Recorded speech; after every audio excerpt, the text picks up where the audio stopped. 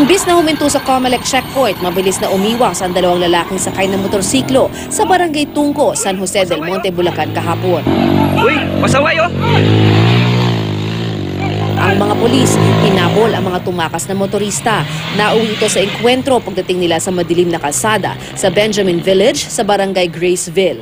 Nang masukol, pinaputukan umano ng dalawang suspect ang mga pulis, kaya napilitan daw gumanti na ang mga pulis hanggang sa mapatay ang dalawa.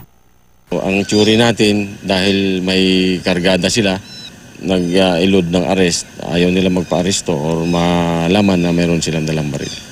Huli naman sa checkpoint sa Quirino Highway, Novaliches, Quezon City si Edgardo Aquilos kanina. Una siyang nasita dahil sa di pagsusuot ng helmet habang bumabiyahe. Pero nung i-check na natin, nakita ng ating mga police officers na yung baril na caliber 45, kaya pala hindi niya suot yung helmet, ay doon nakalagay yung baril. Aminado ang suspect na kanya ang baril na walang lisensya. Bukod sa paglabag sa Omnibus Election Code, mahaharap din siya sa reklamong illegal possession of firearms.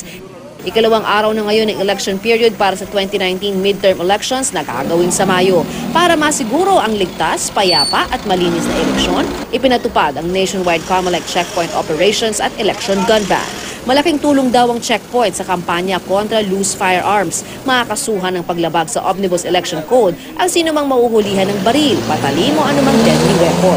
Remember, yung mga baril, lalong-lalo yung mga loose firearms, ito yung mga dahilan kung bakit nagkakaroon ng mga sakitan, mga casualties, lalong-lalo sa ating mga kandidato.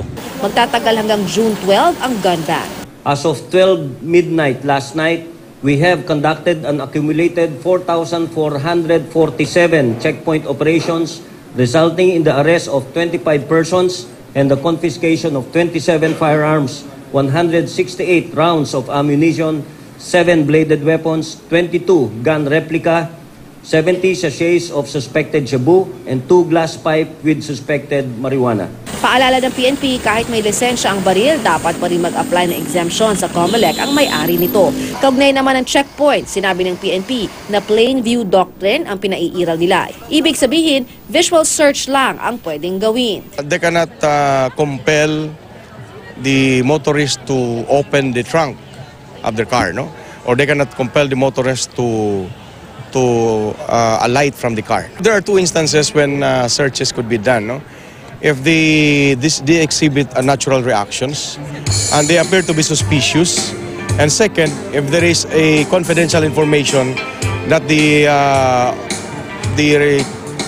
personnel of the PNP conducting the checkpoints have to receive prior to the apprehension of the conduct of the checkpoint. Ang mga team na nakatalaga sa checkpoint, isusupervise dapat at taga-AFP na may ranggong lieutenant o taga-PNP na may ranggong inspector. Well-lit o maliwanag din dapat ang lugar. Meron ding dapat signage na akma sa itinalagang sukat ng Comelec, kung saan nakasulat na isa ito sa Comelec checkpoint, kung sino ang election officer na in charge at kung sino ang commanding officer o team leader. Mapayapang eleksyon din ng layunin ng mga isinagawang unity walk at interfaith rally sa iba't ibang bahagi ng bansa. Lumagda rin ng Peace Covenant ang mga incumbent local officials, mga kandidato kasama ang pulisya, Comelec, DILG at mga nasa religious sector. Lala Roque, GMA News.